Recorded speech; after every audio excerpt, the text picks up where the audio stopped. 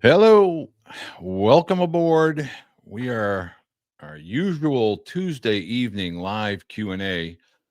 We moved back a day just so I could catch my breath and get up to speed between conversations with parents, athletes, coaches, text messages early in the morning, late at night, um, talking with, pro scouts, people within the game at the MLB level. So much information at an event like Jupiter, and it's such an event where people converge, at Roger Dean Stadium and the little restaurants that are off to the side of the complex.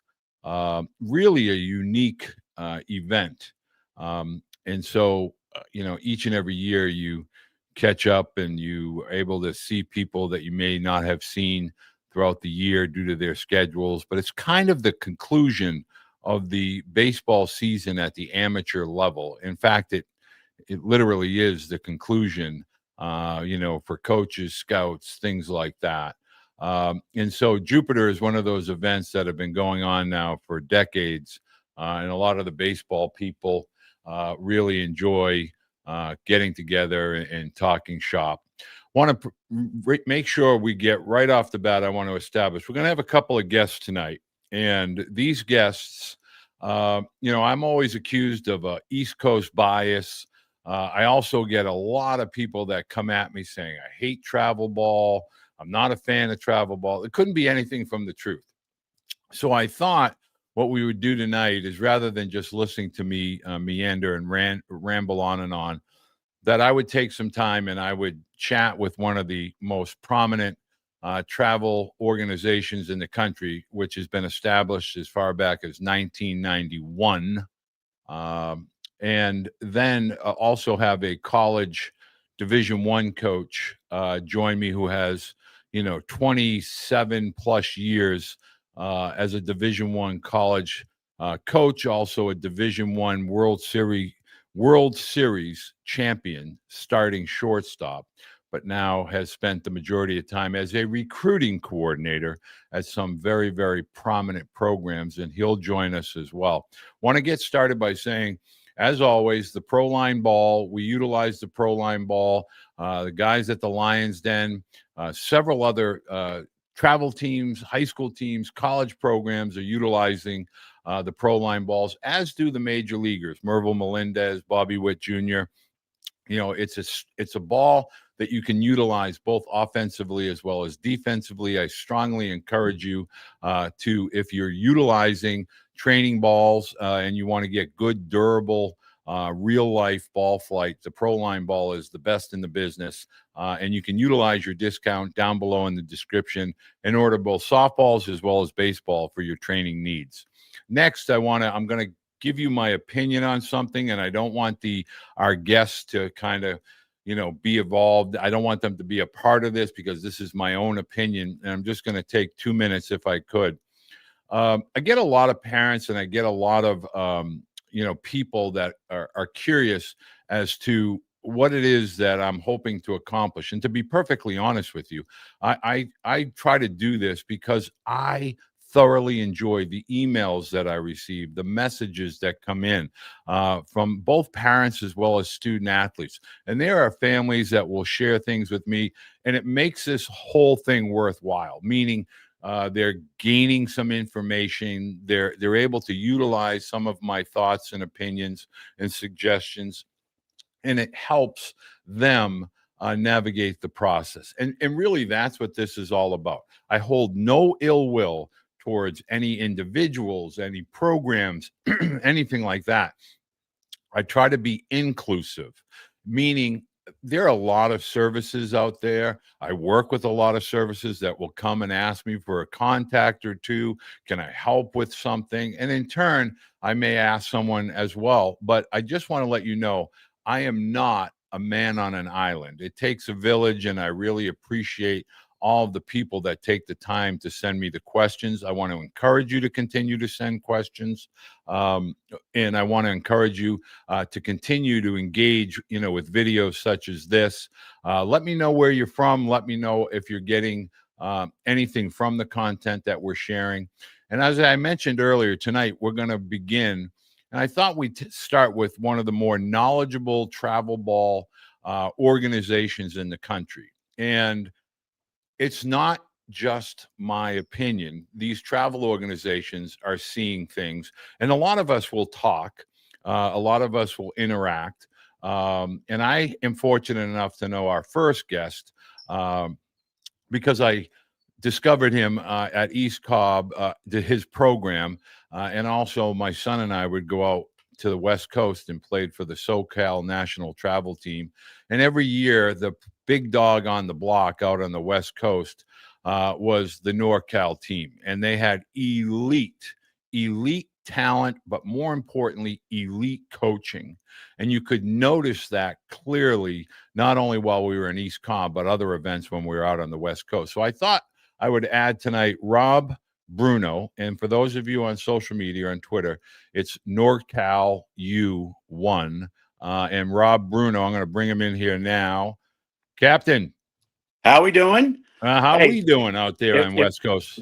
If I want to get better and I want to learn, I give you a call.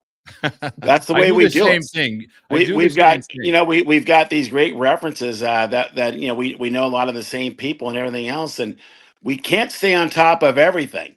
And so I've heard about some craziness of some different things going on with the draft, with everything else. That was yesterday why I wanted to get in touch with you, and you've heard some of the same things also. So we are in uncharted territory. Again, 91, 92, we started. I think I've seen more changes in the last 3 years than the first 30. And, Rob just met, and first of all, I want to say thank you, Rob, for taking the time. I know this is a busy time of year for you, and I really appreciate your time. And for parents, I strongly encourage you, if you're ever at a travel event and you see NorCal teams there, I can promise you they're going to be one of the more polished programs, regardless of West Coast, East Coast. But Rob, let's start right there, because Rob had sent me a message last night, and so many times, and I had alluded to, I don't know if you heard me earlier, Rob, talking about when you go to an event like at Jupiter, you run into a lot of the agents at various agencies. You run into, obviously, scouts. You run into executives, and obviously the college coaches. And a lot of what is happening within our world of youth baseball is really affected by what goes on above. And so Rob had sent me a message. Hey, have you heard anything about, and the question was, is it possible for Major League Baseball to reduce the rounds, which are currently 20, used to be 40, they cut it in half, but there is discussion that they want to cut it back in half again, so they want to get it down to 10. And then this is a topic that's being discussed. This is not something that is imminent. But in the new CBA that is going to be discussed a lot in 2026, hopefully get done before the end of 26, they may exclude high school student athletes with regard to the Major League draft. But so, Rob, explain why that would have an immense impact on college recruiting if no high school athletes are signing into the draft, and also the reduction of rounds. What would that do? I think I think it all stems from the top, right, and from MLB. So they would love to go from 20 to 10, sign a bunch of free agents, keep all those other guys down, and keep using Division One especially, but two and three even as their minor leagues. I think it's for them it works out well. But what I think will happen if that does happen is that I think that and again there's only the top guys, but I think we'll see it more. Bryce Harper way back. I think he was actually a 2011 grad. 2010. He was drafted in 2010. So in 2010 or 2009, he was playing high school. He was a sophomore. 2010, He jumps, goes to Southern Nevada, first pick of the draft. I've known Bryce since he was 13 years old. Little quick story. He hit two balls, two home runs when he was 13 years old, combined way over 700 feet at 13. It was just crazy. 350, 360, crazy. But the guy was always driven. He knew what he wanted. I can see that happening. I can see guys doing that. Would you be surprised if Striker Pence jumped into Riverside or wherever, and then just came out and one of the top 10 picks of the draft? I could see that happening. No question in my mind. And so, Rob is really making reference to a high school athlete, either A, graduating early if there's enough credits, and then going on to a JUCO roster. Now, bear in mind, and I'm going to ask Rob this question because I get it every single week, so I will get to it. But when you go from high school to JUCO, and I guess I'm going to start there, Rob, can you just, in all your years of seeing great talent, can you talk about that jump? And I guess I'll ask you directly about the California JUCO. California JUCO is a very unique animal. It is not like the rest of the country in a myriad of different ways as far as financial aid and all kinds of other California-based rules. But can you just talk about the quality and the caliber of JUCO baseball to high Well, school baseball? a good example. I think it's physicality. That's the difference. And you see these guys 19, 20, 21, sometimes even 22 years old at this point. And it's the physicality. We faced, I took a group over to Loney College. I think they had like 8 out of their 12 guys were plus 90. Faced a team last year that were 10 out of 12, 90 plus. These guys are grown men. They're taking BP grunting like the LSU old guys. Just hitting. You remember those guys? Oh, yeah. Gorilla ball, right? Right. Gorilla ball. You Right. know well. Right. Black Magics. That's it. Maybe shaved. Who knows? Yep. But the bottom line is it's the physicality and the difference. And we tell our guys if you want to play early, they say, oh, it's Division 1. Well, guess what? It's not Division 1. It's every level in college. You better be ready to go with physicality, not just pitchers, but hitters and everything else. You better be in the weight room ready to go. So let's start there, Rob. And I really appreciative of having the ability to kind of talk with someone rather than me babbling.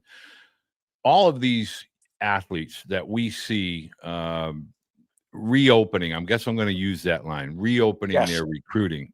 A lot of it comes down to that they are not physically prepared. It's not the metrics, it's the physical durability. And so, at what point should families and athletes begin to make that part of their development a priority, meaning the strength component, the explosive strength, speed, and size? At what point should that begin?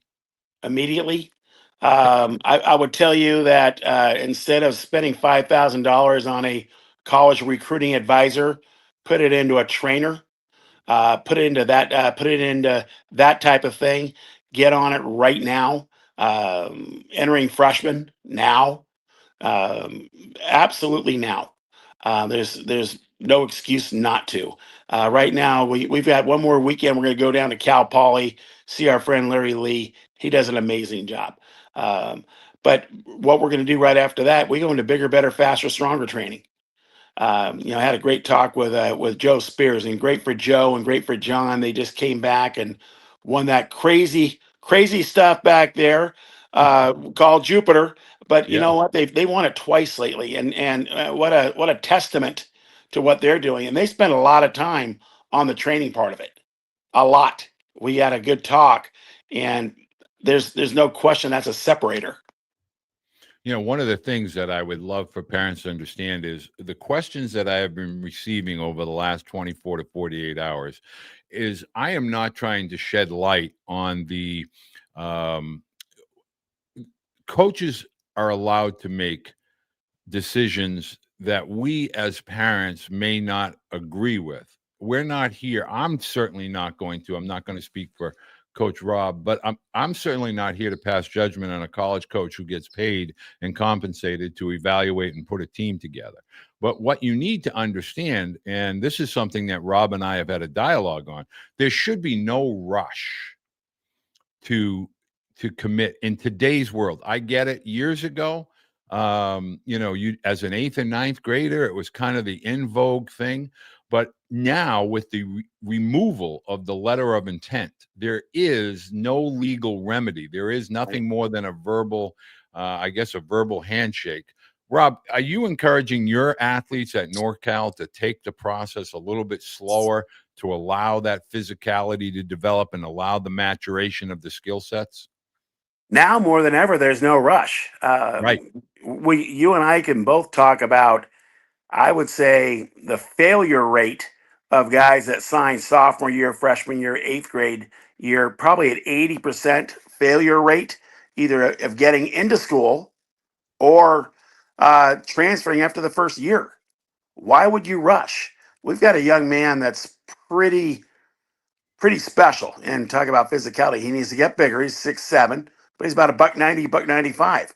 For me, he's as good a pitching prospect as there is in the country right now in Jetson Hirschkorn. I don't know if you've got to see him, but he went down to area codes. Yep. Pretty good guy that I can't. I'm going to quote him. I'm not going to tell you who he is. I'll tell you offline. He faced 9 batters, struck out all 9, and he made everybody look silly. 92 to 95, touching 96. As we know, 95, 96, though, there's a difference in one 95, 96 to another 95, 96, especially if you have command. He didn't walk a guy all summer, didn't walk a guy at area codes, didn't walk a guy at perfect game All-American, but he's not committed. He's not committed. He was one of those guys a little bit under the radar, and we felt like, you know what, he doesn't need to be on the circuit.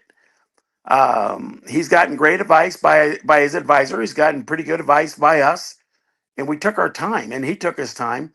Dad's a tremendous guy, Fresno Pacific University Division II coach, and they're doing some wonderful things down there in Fresno. Um, Beautiful facility.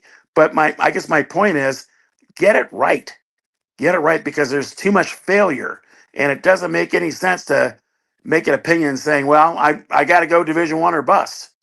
I want every guy in our program to want to think about Division I, but now better fit is much more important to us. Where are you going to get nurtured and developed, and where's a 40-year plan? That's our emphasis. And I think what is really great about that, and I think Rob brings up a tremendous point, is having a plan. The plan is, obviously week in and week out, I talk about the plan and the process. There really is zero advantage to committing early, because there's always going to be change from this point forward, meaning the NCAA has entered this real new world of not only the name, image, and likeness with regard to the collective. And again, I've talked with Rob about this. The collective is going to filter itself down to Division II and Division III. It might not be as plentiful or as robust as a Division I, but the collective agreements with regard to paying athletes will ultimately filter down. If there is a reduction with regard to the draft, you're going to see a really aggressive push by elite athletes all across the globe. Not just here in the U.S. You got Canada. You have people coming over from Japan and China, Australia, working with the family from Australia, going to University of Pennsylvania. But my point is, this is a process. You want to take your time. You want to gather your information. You want to work on your development, both physically as well as skill set wise.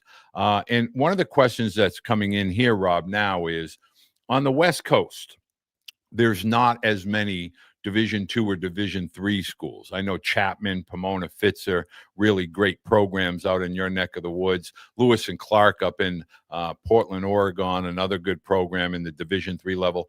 What are some of the options for athletes that not only are in California, but Arizona, Pacific Northwest, with regard to those NCAA Division II? Are there NAIA programs? That question just came in for you. We've had a few NAIA groups out here, but for instance, Fresno Pacific, for instance, we're at NAIA now. They're at 2. NAIA is more prevalent for sure in the Midwest. We've got a decent amount of 2s. We just had 2 Pomona Pitzer commits the last 2 or 3 weeks. We're thrilled. What a great school. Chapman, what a great school. You've got guys going to get drafted from those schools. If you're good, they truly will find you. We A lot of our top guys now are going to Delta College, Ohlone College, different ones, Sac City, different ones that for them that makes sense for them. It's still relatively cheap. We don't have a scholarship system for JCs. I remember when I was at Ohlone, where I'll throw in we're state champs back in 2010 with Jordan Tuhig at the helm. And so one of my best friends in life. But a lot of guys are going that route. Even guys that are we consider Division I type guys go there, get strong, get your physicality, get some good playing time, and now okay, you can transfer. Where do you want to go? It might still be two or three, but it might be Division I. Put on 25 pounds of muscle, throw 5 more miles an hour harder. Great things happen. So more junior college route than twos and threes, but there's still some great twos and threes. And so I have a couple of people here that have sent me some questions. First of all, Yes. Rob, you have a lot of fans here, and I want to let people know, yes, this is Rob Bruno, NorCal U on Twitter. That's who we are talking with. We are also Chris Basil, Brazil, nobody better than Rob Bruno. So we're getting a lot of Coach Bruno love. And again, I want for those parents that are not familiar with Coach, 1991, they started the NorCal travel program.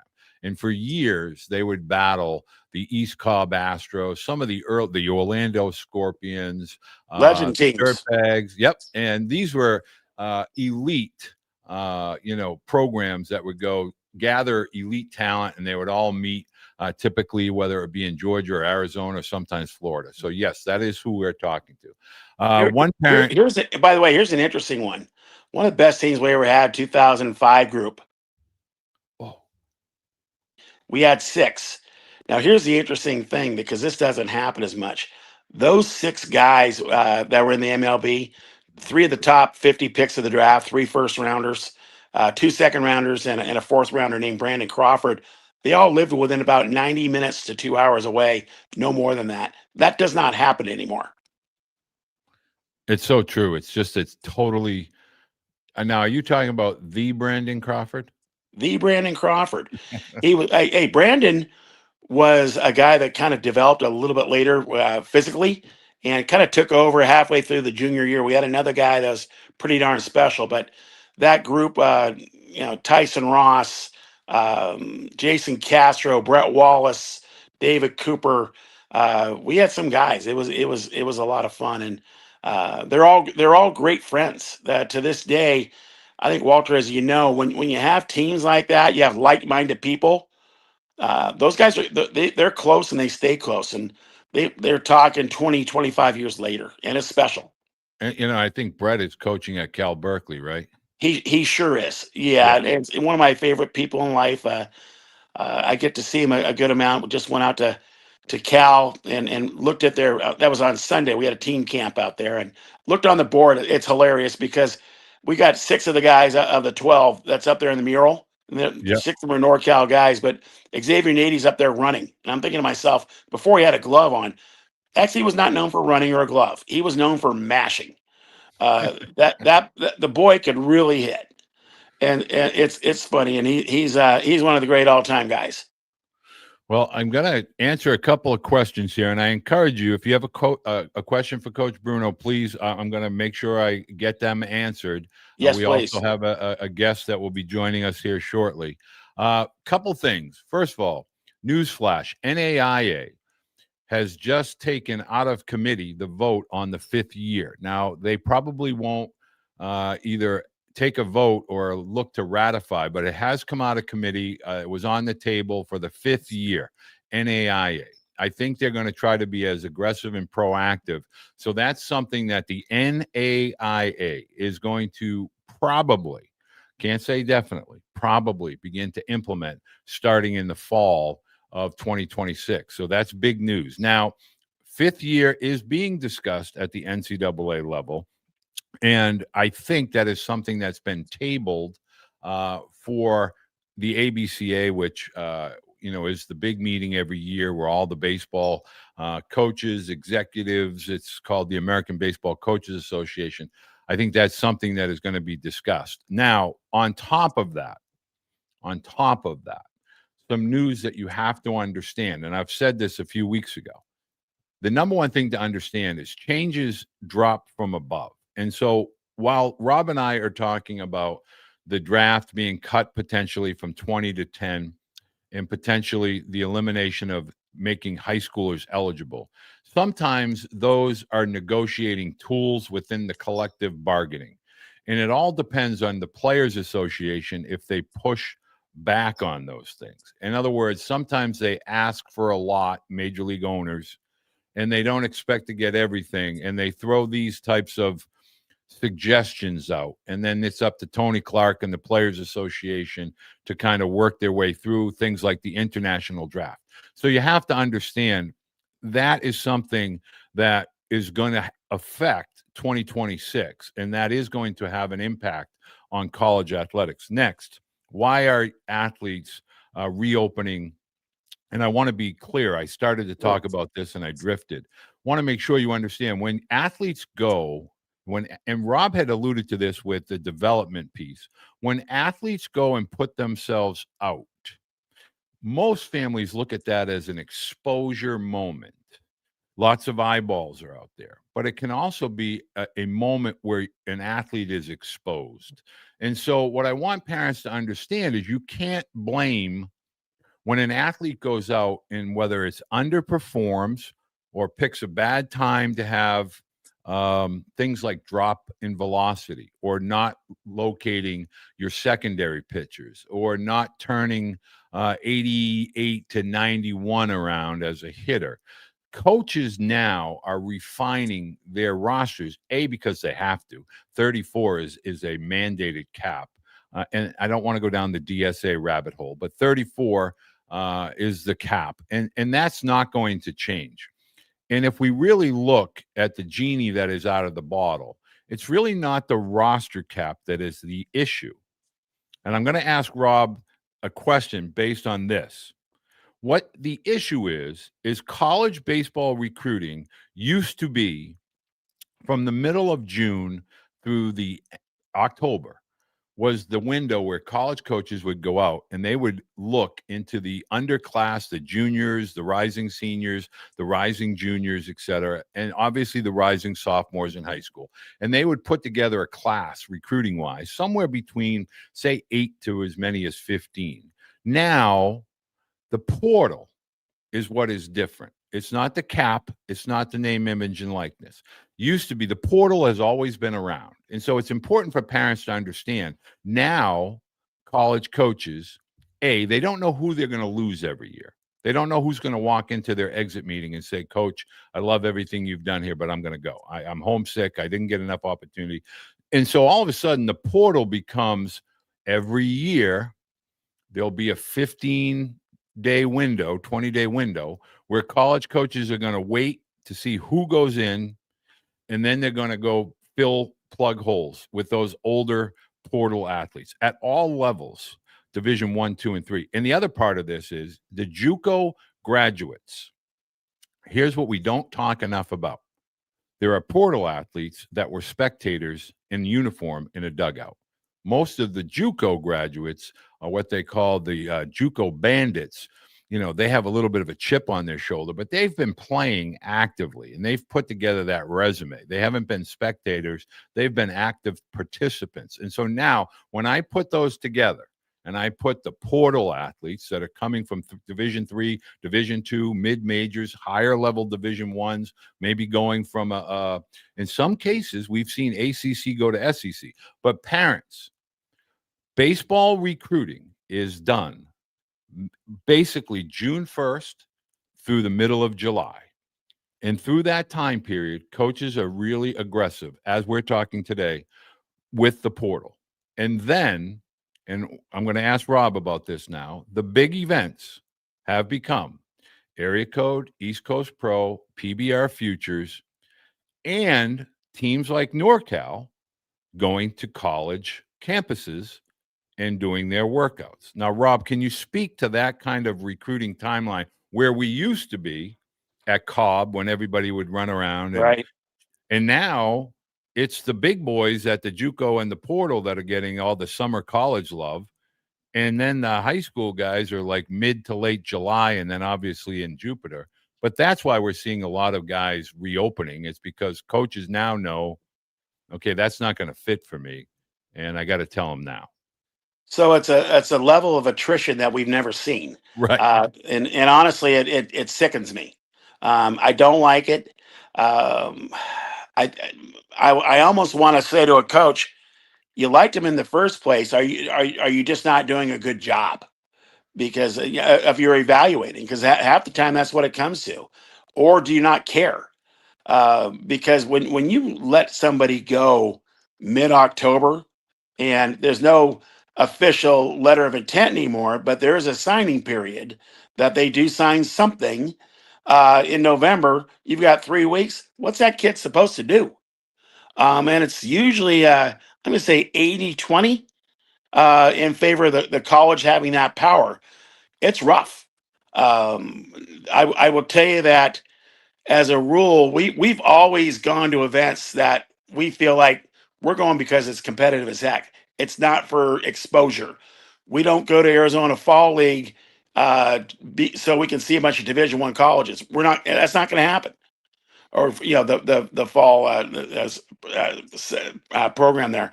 So we go where we're going to get great competition, great areas, and even more so, we tell our guys, "Hey, we know you're committed. You should go down there because you don't know. You're only committed and going to that school once that letter is signed, and then literally your first day on campus. Because I've been seeing that a lot too. You sign your letter, you sign whatever they want you to sign. It's that summer after your senior year, they're letting guys go. More Yeah. And important, yeah, it's crazy. and the thing that we have to understand is, okay, the coaches have decisions to make, and it Yep. used to be where those guys would come in, and Rob, you're familiar with this process. Young athletes from the high school level would come in, and then there'd be a determining time in the fall where is this guy going to be a red shirt guy or is he going to be an impact guy? And if he's a Right. red shirt guy, okay, well, there's no more red shirting and there's no more letter of intent. So there's no more, I guess we'll call it skin in the game. But as much as it is the coaches that are making these decisions, conversely, one could make an argument, and it's not for everybody. So I'm not trying to say that this is a generalization of athletes, but I do want parents to understand at some point, as Rob has alluded to, the word physicality and mental resiliency it's so important. And when I asked Rob, when should we start worried about getting into the weight room and physical? Yesterday, like yesterday, get there whenever you can tomorrow. Like that's a big portion of it. So at what point, Rob, are you saying to your athletes, at the younger levels, hey man, like really begin to understand the power of strength, the power of nutrition, sleep, hydration, get your body has to be on par as close as it can be to what the college athletes look like. Well, that's exactly who they're competing against on day one. And if you don't do that, you're giving that coach a reason to find somebody else. In 2 weeks, we just set something up with one of our coaches, young guy, brilliant guy. He's going to take a multitude of our guys up and they're going to get evaluated. They're going to get evaluated on strength levels, explosion, everything else. And we're going to design a program for every single one of the athletes that wants to get involved. And it'll be the majority of athletes in our program.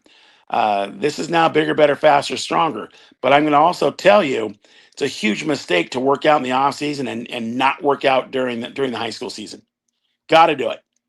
Uh, you never. It's like you're reading my mind. Well, So it's like I remember, and again, LSU guys, they'd be powerlifting the morning they're playing.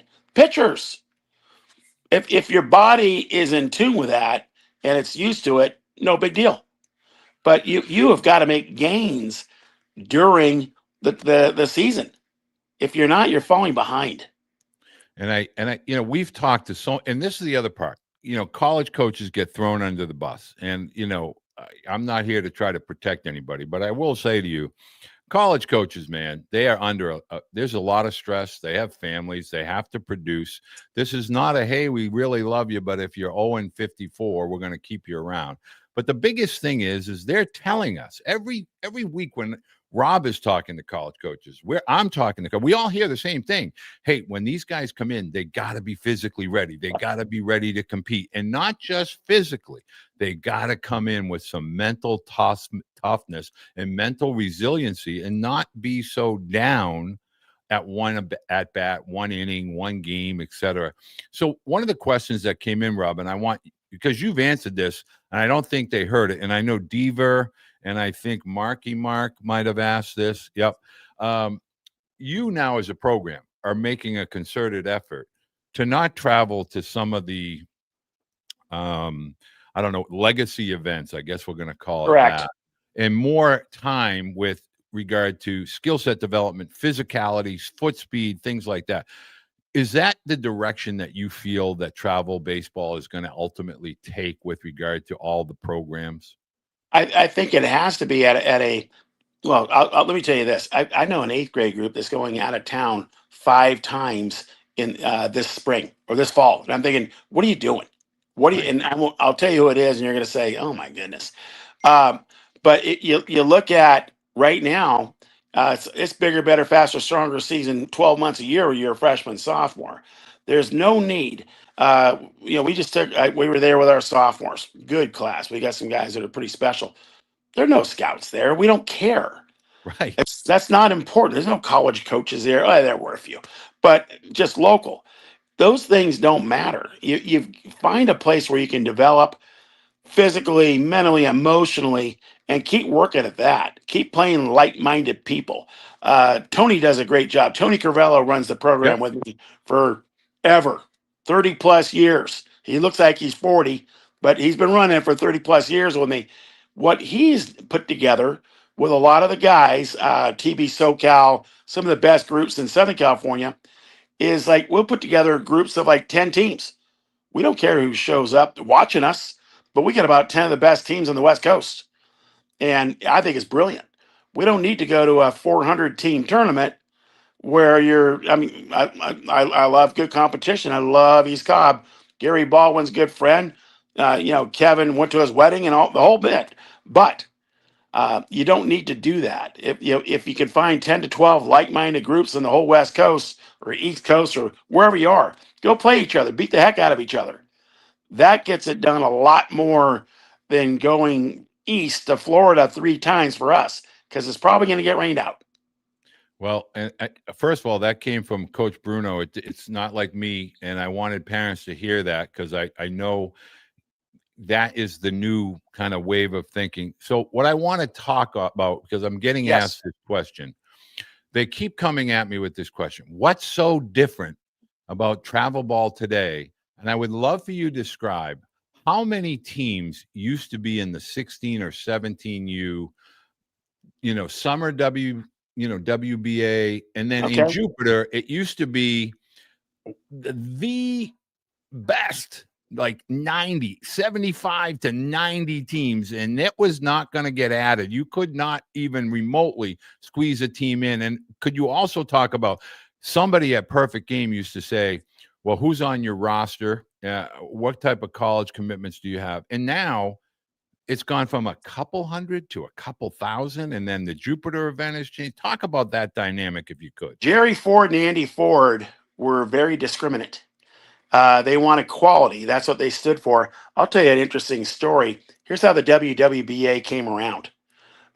Sitting out at East Cobb one day at a sports bar that will not be named with Andy Ford, Mike Spears, and myself. We came up with a concept, WWBA. It came out 2 years later. There were 40 teams, 50 teams, 60 teams, and they kind of capped it at that. Obviously, after they were sold, now it's just become a printing money. It used to be like the World Series. It used to be Oh, 16 teams. That was an elite event. It's still a great event, but it's not the best of the best. It's whoever can get in. Jupiter, we played in too. We haven't gone for years. We played the perfect game baseball America team in the finals. Unbelievable event. I had JJ Hardy and a bunch of other guys. We were just getting after it, and the competition was great. When you go back there now, let's just say WWBA, you play five crappy teams. pool play. Full play, five crappy teams, and then they rush the playoffs in, and you have one bad game, you're done, Right. and it's rough. I'd rather play four or five, and that's what Tony has set up with Benny and a lot of the guys down south. Let's just go beat the heck out of each other, play five or six great games.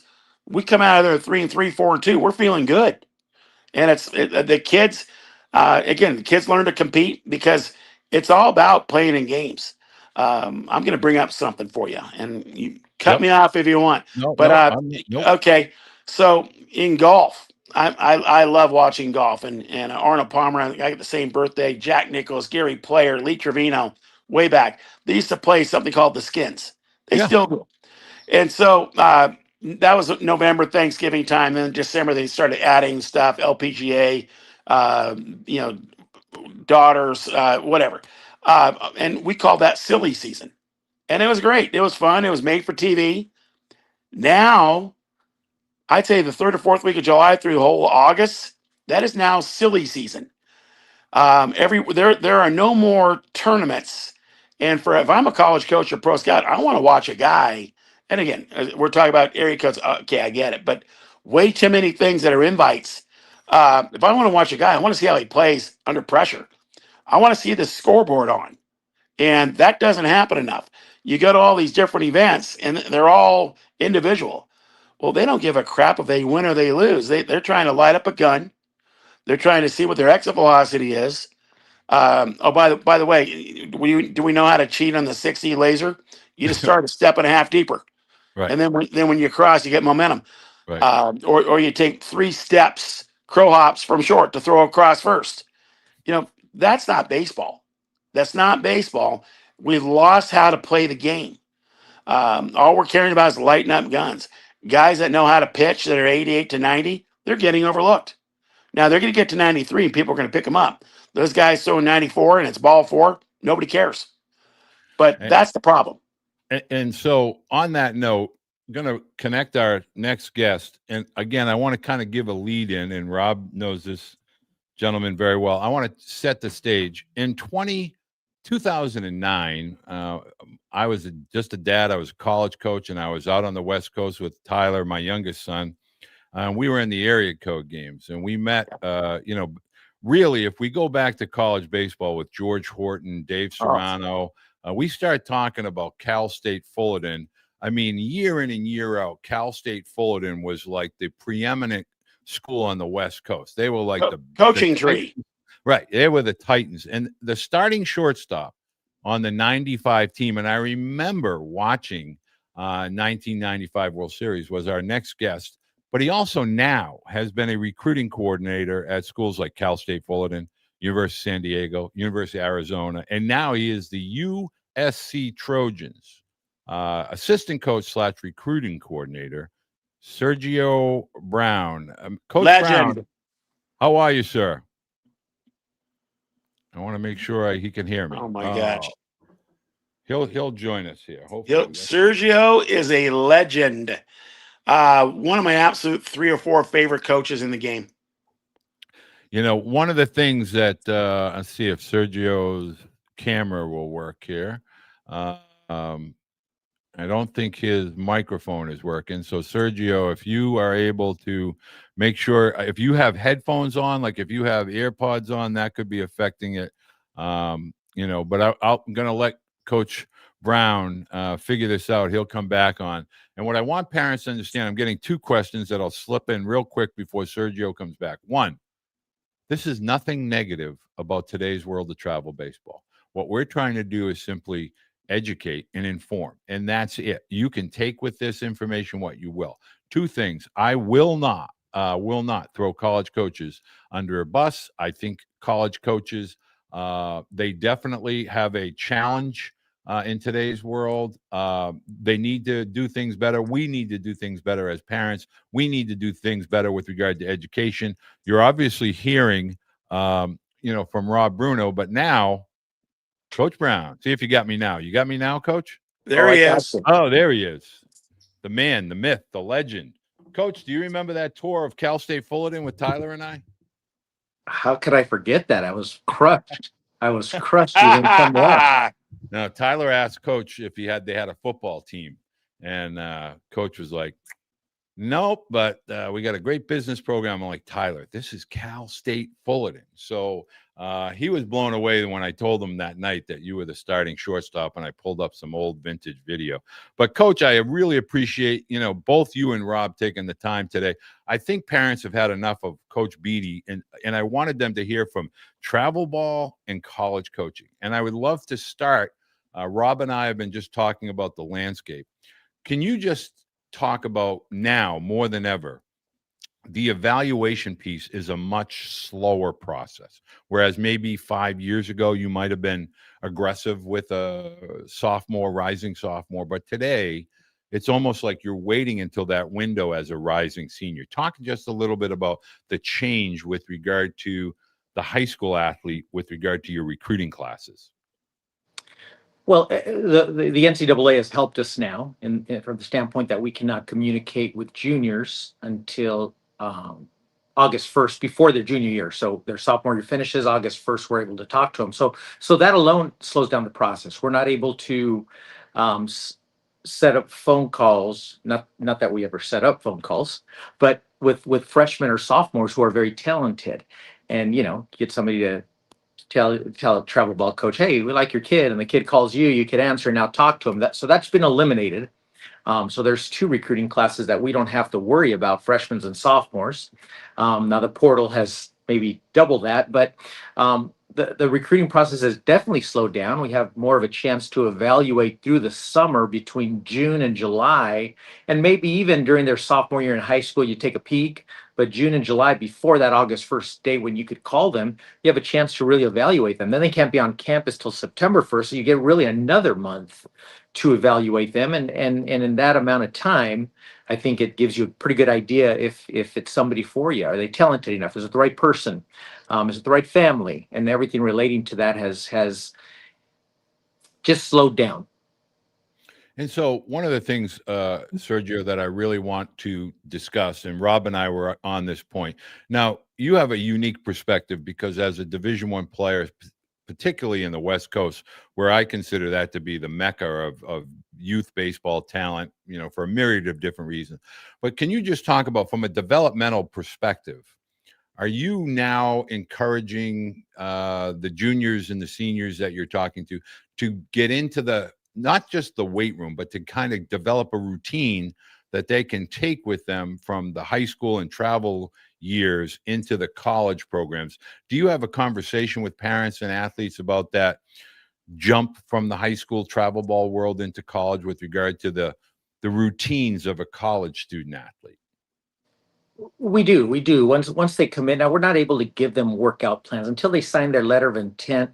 We're not able to give them workout plans and things like that. So let's say a junior that we have verbally committed, and he's asking about, what does your team do? Well, we can't give him a workout, but if he comes to us and says these are the things that I'm doing with my strength coach right now, with my speed and conditioning coach, we can take a look at it and say, yeah, that's good stuff. That's what our players are doing. And so absolutely, because the game of college baseball has gotten older. There's only 20 rounds of the draft now, and that may be going down to 10 is what we're hearing.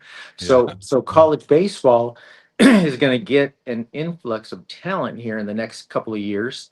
But the game is also getting older. So those uber talented freshmen that are coming in, physically they're not as strong as those 22 and 23-year-old experienced kids who have been through a structured 4-year strength program. So although they might be more talented, that strength game and that age and that experience, that's hard for us to kind of pass up sometimes. And on our end of it, we love playing freshmen, but sometimes that older kid is exciting to have. So I want to touch on that because My really good friend, he coached Tyler. He was at Vanderbilt when my son was there. I offered I always tell people the people in this game are just so genuinely sincere and nice, and this coach is one of them, Travis Jewett. And when I'll talk with him about an athlete, he'll always say, I need that freshman that I need to know that he's going to be an impact. He's going to give me at least 50 at bats. He's got to give me at least 20 or 30 innings. What are some of the kind of tips that you could give to parents and student athletes? Okay, if I'm a high school player now, what do I really have to do over and above the weight room, over and above the foot speed to really get between the lines, if I'm looking to play, at a USC? Well, nothing is better than training and continuing to play. I think sometimes a kid commits, and I don't think naturally he thinks, okay, I figured it out, I'm committed, I'm done, I don't have to work anymore.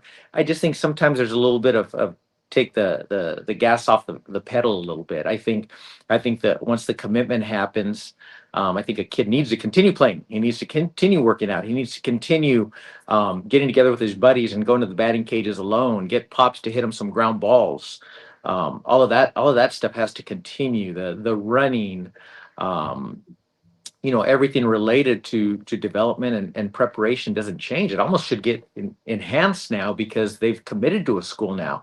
How am I going to be able to put myself on the field when I walk onto that campus on, September 1st, August 21st of my freshman year? What's going to put me in the best position to compete with the guys that they have? And it's what you're doing that year prior to getting in, that summer before getting in. That summer is a great opportunity. A lot of those senior graduated classes, there aren't a lot of those leagues anymore, the Connie Macks, the Babe Ruths, for them to jump in and stay in shape. So their playing time is, our opportunities to play is sporadic after they graduate. So they need to find a way to get into that structured weight room program. And in a lot of cases, if they're local, they could come into our weight room because they've signed their letter of intent. They've been accepted into school. They could actually go into our weight room and work out now. So we try to do that with some of our local kids. We talk about also, once you're committed, you are allowed the opportunity to work even harder because that's what you're going to have to do. Um, we found in our area, Sergio, I'm sure it's kind of down that way also. The better high school seniors to be college freshmen, they're getting into collegiate leagues and they're playing there. I think you have to train like a crazy person that summer, but you better have some great reps against great pitching, great hitting, everything else. And a lot of our top guys are jumping into some collegiate leagues. And ours too. Our incoming freshmen, we try to place them in a couple of programs that do a really good job Yep. of bringing them in. So we try to do that. I think that's a great idea. Also, continue getting that playing time going into your freshman year. One of the things that I would love to know, and I think parents are really curious about this, Sergio, is from I just want to use basic metrics. I don't want to get too verbiage, too slang orientated. But parents will always say, "Well, so and so throws 88 to 92. How can he not be recruited?" And so is a 4-hole hitter, and he hits balls. Can you talk a little bit about when you're out evaluating? And Rob talked about this a little bit. When you're trying to evaluate, you really want to try to see someone competing against a college caliber athlete, because that's what's going to transition or transfer when they get onto a campus. What is it like for the young athletes that show up and they start competing, whether it's through inter squads or workouts, when that 19-year-old, 18 or 19-year-old trying to compete now with the 23 and 24-year-olds? Talk a little bit about that. Skill is more refined, it's more polished. There's not a lot of chasing of secondary pitches by hitters, and you got pitchers that are throwing, backup changeups 3-1, 2-0. Talk a little bit that dynamic so parents and athletes have an understanding. It's not just metrics. You have to have that skill to compete against big time athletes in every situation. Well, we try to talk to our kids, our incoming freshmen, and really prep them for what they're about to encounter, and we talk to them about, at least faking it till they make it. Come onto campus and respectful of the older guys, but but act like you belong. The quicker you could make it look like you belong, the quicker the adaptation and readiness happens. And so we talked to them about that. Now that's a different point than you're getting at, but I think the importance of walking on that baseball field with those other older players that have been around a couple years and respecting them, but not be afraid to have the mentality to say, I love you, you're my teammate, and you're older than me and you've played, but I'm coming in here to kick your butt. I'm taking your job. And we'd like them to walk in that way. And ultimately, I think some of them get that awakening really quick when they see those consistent 89 to 94s every day from every pitcher coming out. They're going, oh, wow, this is a little bit different than high school. Where in high school, in Southern California, if they're coming from a good league, they're facing a pitcher like that once a week, but not consistently 3 games a week. Now they're here playing scrimmages. We're scrimmaging 3 times a week, and they're facing those, velocity guys. Or if they're not a velocity guy, it's a guy who could really mix it up and put a little on and have a little wiggle to the fastball and could throw 3 pitches for a strike, and he's only 86 to 89. And these kids are going, I could hit this, but boy, everything's moving and sinking and commanding, and he could cross count me. So, it's just, as coaches, we're trying to prep them with some challenging batting practice type stuff. We do something with our infielders that we call beat the infielders, where outfielders are hitting off the tee, really hitting hard ground balls at our infielders, so they're getting live reads.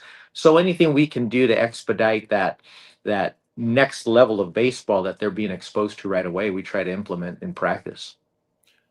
Another question that I get, and this is for both you and Rob, the importance of the high school coach and the travel coach when you're a recruiting coordinator or an assistant coach trying to get some intel. Who are you going to, and what types of questions are you asking either the travel coach or the high school coach as it relates to the student athlete over and above skills? We use every resource possible to figure out everything we can about a kid. I think that's part of the evaluation process, is evaluating the person, not just the player and the athlete. It's the person, and so you go to the travel ball coach. You ask those specific questions. They're around them in the summer, and so we definitely use them as a resource. The high school coach is very important also, regardless if it's a good high school, bad high school, because that high school environment is about as close to the structure that they're going to have when they come to us, meaning weight training, classes, eating, practice. After practice, they got to study. That 9 months of their high school year is as close to the structure they're going to have when they get here. So how do they handle that structure? Are they on time to their classes? Are they on time to their meetings? Are they on time to practice? Are they always scrambling and putting their spikes on late because they weren't prepared the night before at home? And so, it's important to figure out what are other teachers saying about this kid in the teachers lounge. Other coaches, preferably they're playing other, multiple sports. So I've called football coaches, basketball coaches, soccer coaches. Hey, tell me about this kid. So every little bit of information is helpful, because ultimately, if it's a very skilled player that just doesn't have those character traits you want that are going to fit your program, then you got to know that going in. You can still take the kid, but know going in, you're going to have to train this kid to just be a structured person above and beyond of a good baseball player. I want to let parents know, first of all, I'm getting inundated with questions. In tonight's episode, we may go a little bit longer. I apologize. I'm not trying to bore anybody, but I do have questions that are coming in for both Coach Brown as well as Coach Bruno. And Coach Rob, I have a question. You had mentioned that Brandon Crawford was a late bloomer. I don't want to say what college he went to, but one of the things that I want to ask you, parents are asking, well, how do you in today's world deal with parents that are frustrated? They're not playing in front of somebody else, they're not getting enough playing time. How do you as coaches handle that, both at the collegiate level as well as travel ball, those guys that need time to develop and fill out and mature skill set wise? How do you handle that with dialogue, Rob? So with Brandon, it was simply, he's just going to fill out. He was a kind of a skinny kid, and he was going to fill out. He was always very talented, very athletic, very skill oriented, heck of a football quarterback. Right. And oh, by the way, he's got a sister that was a pretty darn good athlete that played at UCLA. Yeah, just married a pretty good pitcher named Garrett Cole. That's correct. And so it's an athletic family. It's a great family, and uh, I think it's our job to make sure when they're young, seventh grade, eighth grade, that we can project. I'm not really enchanted with the guys that are 14 years old and they've got a mustache and they're 5'10". There's early ripe, early rotten kind of guys, right? We're looking at guys. Jock Peterson was 5'3", 5'4" as an eighth grader. So you have to do a little projecting. And I think that makes a lot of sense. That's why we might have two teams. I'll give you a good example of a couple of different guys in the same class. I think it was all 2011. But we have three guys. One Robert Stevenson. Oh, I remember him. Another, First one yeah, got picked. yeah. He's still playing. Joe Ross Yep. and Kevin Kramer. All three of those guys. Matter of fact, Jordan Tuhig was with me, and we kind of made some decisions. We said, "Do you guys want to play on the first group? You're not going to play much as freshmen. You're not physically ready to go, or do you want to play on the second team, play all the time?" To it, but all three guys have said we need to play with the best, and that's exactly what they did. And two first rounders, and Kevin was, I think, third, fourth rounder, and led well, Sergio will remember, he led UCLA to a World Series, and he played in the big leagues for a few years. So you don't know when it's going to happen. Well, Sir Coach Brown, I would love for you to talk about, having patience. And I ask this question from a parent perspective because I'm always getting my son's the third string catcher, and I think he's better than the other two guys. And I always try to tell parents, whatever you do, don't say that to a college coach. Don't tell him that you think your son is better than the starter. You're essentially telling the coach he doesn't know how to evaluate.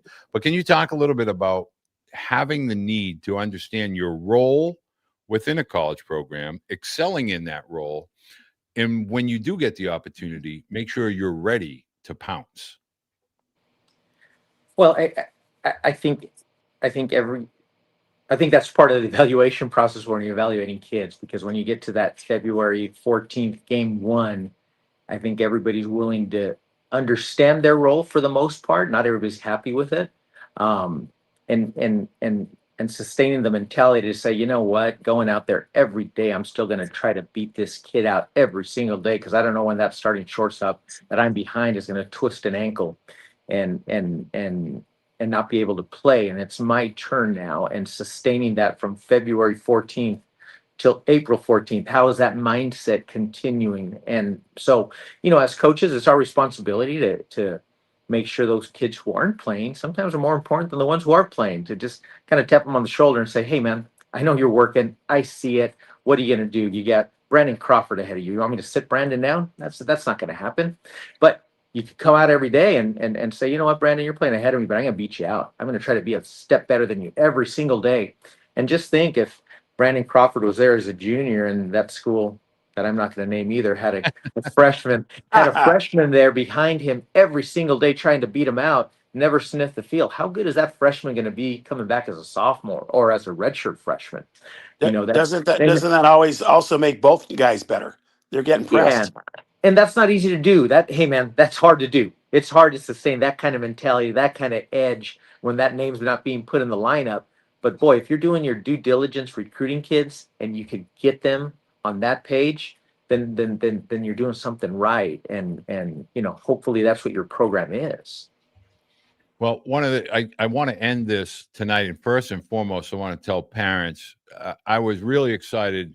I last minute asked Coach Bruno and Coach Brown to join me, and they're two of the best baseball people. Not because we're talking here with you tonight, but because Sergio in 2009 till today, in some way, shape, or form, whether it's once a month or twice a year, we talk or text or share a little information with Rob. It's always, hey, what are you hearing?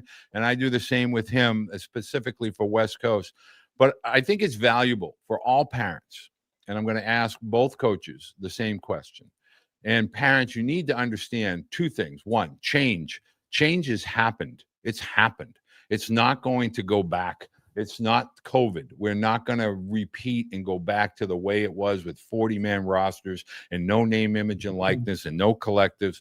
Certain schools have to compete with and against that. Certain schools have made decisions. It's just the way of the world. So that's topic number one. Topic number two, there's more change coming.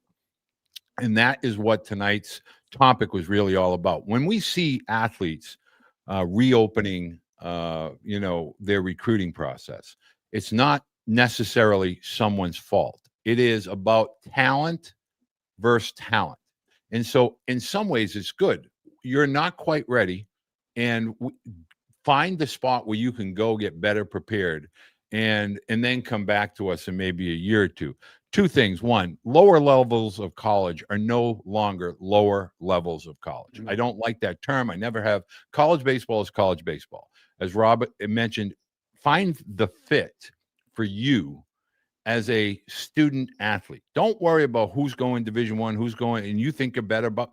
Go where you can play and go where there is a good fit for all aspects. And the last thing I want to let you know, if there is a fifth year added, we talked about NAIA, there's discussions at the NCAA level. If that were to happen, it is going to impact high school athletes. And so now more than ever, it's important for parents to understand those changes that have already occurred, the ones that are on the horizon. The number one thing that you can do, as Rob discussed, get into your routine earlier. Don't worry about tournaments and pool play and traveling and going thousands of miles. So on that note, Rob, I'll start with you. If you had advice that you could offer, whether it's to your parents, but all parents across the country, as it relates to the travel world and the changes that have occurred, what advice would you give to the 27, 28, 29 classes that are coming ahead as far as being able to prepare for college baseball? First things first, find out somebody that actually cares about you, that has your best interests at heart. Number one. Number two, find some people that have been there, done that, so you don't have to reinvent the wheel. I think and it doesn't have to be. I talk to guys all the time that aren't in our program, and throughout their whole time, we don't care. It's a community. But find that, and again, get in the weight room. As freshmen, get in the weight room, be ready to go, and talk to people who, again, have your best interests at heart. A lot of people, and again, just because a kid's a really good player doesn't mean their parent knows everything. Find people who've had a little bit of experience that actually will care, and I think that's the biggest thing.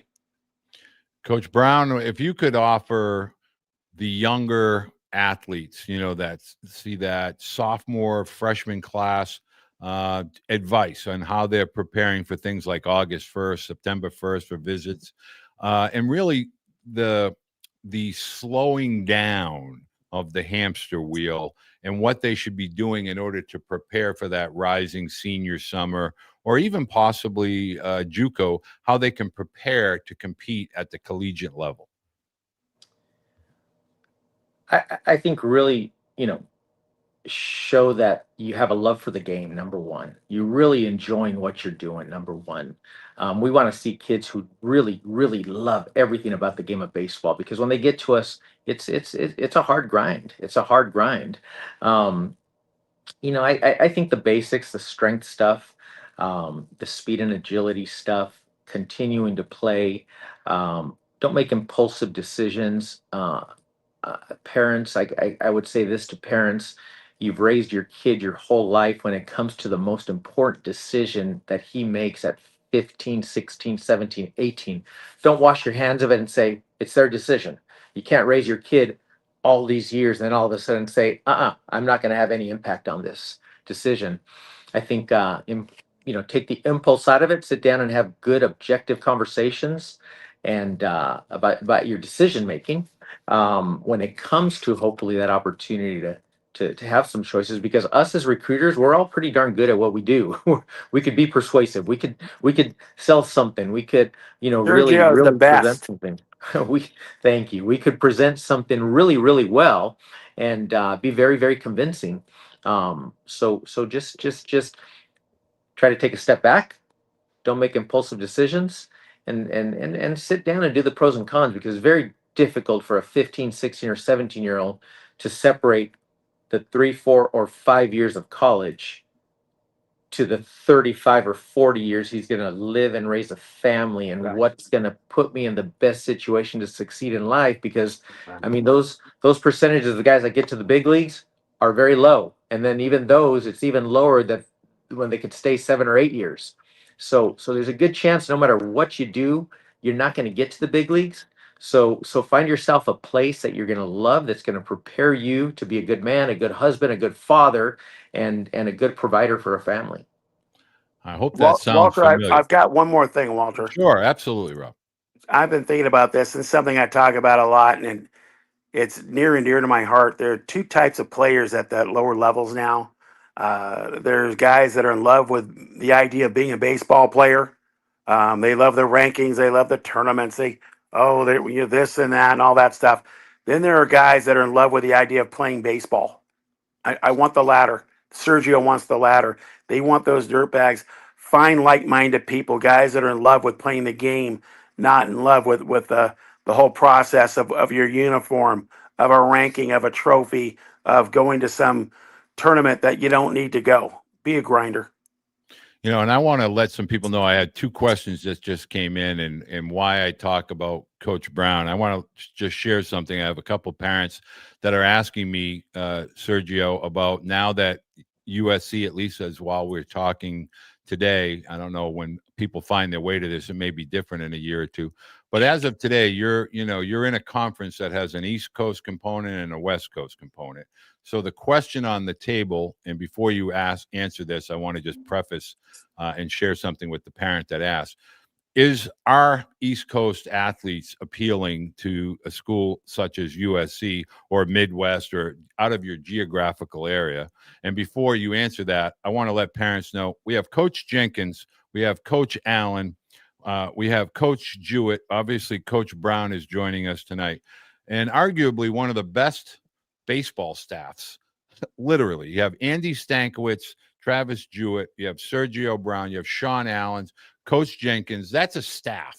Like, that's an elite staff. Like, I don't know what the number is, but I want to say between them, they've been to a lot of World Series. They've either won them, played in them, coached in them. You got some big league innings there. And so USC is a prime example of a transition team. Maybe 2 or 3 years ago, they didn't have their own field. They had to travel. They had to deal with a lot of adversity. But if we look, they were one inning away a couple years ago from winning, the Pac-12. Last year, they're in a regional. Like, there's a lot of things that are moving forward with USC baseball. And my whole point of telling you that, USC baseball is the New York Yankees of college baseball. Like, if you walk in, and we walked into their baseball office many years ago, you see pictures of Tom Seaver and Mark McGuire and Randy Johnson and a myriad of players that have, the Boones. You see a lot of players that have gone through that program. So the question on the table, Sergio, is there a West Coast bias? Are you as a staff open to the East Coast athletes or the Southeast athletes as much as the West Coast athletes? So the answer is yes. Obviously, in the immediate, we're on the West Coast. We're in Southern California. We got Northern California. We got Arizona, Vegas, all the way up to the Northwest. But we're a national brand, and now being in the Big Ten, absolutely. I mean, why wouldn't a kid from that side of the country in the cold weather not want to come out to Southern California? So the answer is absolutely 100% yes. And I want to let my Hurricanes fan understand. I know you, Ron Frazier. I know all of those great coaches and players, but I think USC has a World Series trophy or two ahead of the Hurricanes. I want to say thank you to all the parents that over the last 48 hours that have submitted questions.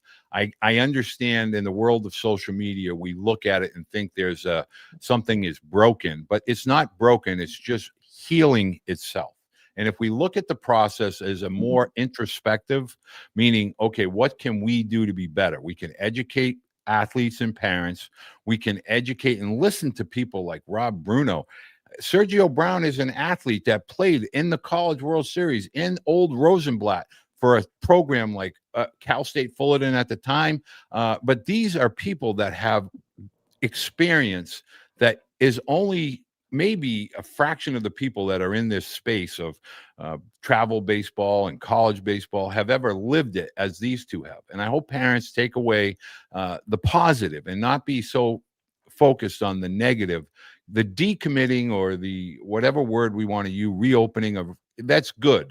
It means they weren't in the right place, and that they're going to find the right place, and then they can work their way back.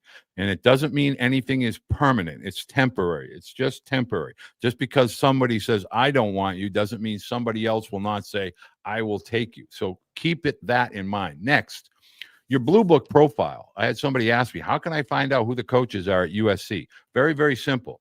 Blue Book app, Blue Book Sports app. You go there, you punch in USC Trojan baseball, boom, there comes the photos of Andy Stankiewicz, Travis Jewis, Sergio Brown, Sean Allen, and they'll tell you pitching coach, recruiting coordinator, and then you can submit your videos and your transcripts all on your profile at the Baseball Blue Book. But that should be the first thing you do after tonight.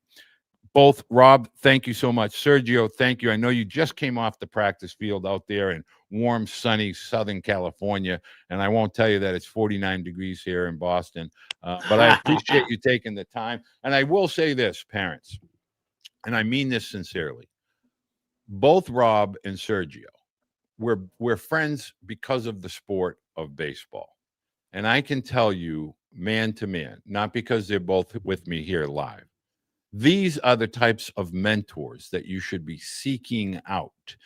People that have lived it, people that have embraced it. They are part of the fabric of the sport at the non-professional level. They're here to help you. They're not here to alienate you. They're not here to kind of pick a side. We're not here to choose who's right and who's wrong. Everybody in baseball will have an opinion. I promise you, that's a fact. But doesn't mean we always agree. So I always encourage parents, do your homework.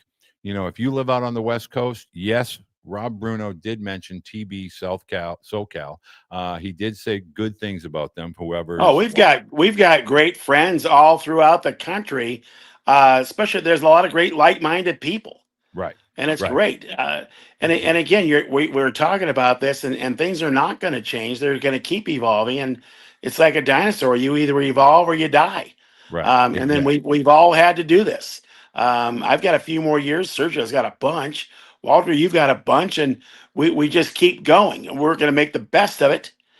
Keep working on finding like-minded people. Keep competing, and finding what works for us and for our kids. More importantly, we're there to serve. Well, I just had one more question come in for Sergio, and I don't know the answer to this because I haven't talked to Juice. Do you now have your own field? Are renovations officially done at USC? Renovations are ongoing at a great pace. The USC Trojans will play on Dado Field this spring. We will play the entire season. Our guys do not have to get on a bus every weekend. So from bullpen to bullpen, the bowl of the stadium with bleachers, concession stands, press box, all of that will be done. Our offices, our batting cages will not, but the school's done a great job of putting up temporary cages for us. So our guys are getting the same amount of work in, and just not as an aesthetically pleasing environment as they would in closed batting cages. But they're coming. Oh, well, that is great news. And I know one man with the initials TJ that'll be very, very happy with that. So I want to say thank you to everybody that took the time. Tonight was a little bit longer. Two great guests, and I'm really so glad and so honored that they both took some time out of their very busy schedules. Next week, I think this week we're going to talk to Messiah head coach, Division III NCAA. And then next week we're going to talk to Chris Pollard at UVA. Really looking forward to that conversation. But Sergio, have a great holiday season. Thank you so much for taking the time. Give Juice a big hug for me. And Rob, go NorCal. Thank you so much for taking the time, both of you, to join me tonight. Thank you. Having Sergio here, that made it special. Thank you, Rob. I appreciate that. I agree. And I will tell you, had you been at USC, back in the day, Tyler would have been a Trojan. I can tell you that. I'll tell you the story, the background on that in 2009 when Chad was there. But folks, next week we'll have another live Q&A. Keep sending your questions in. And as always, I appreciate hearing from parents and student athletes.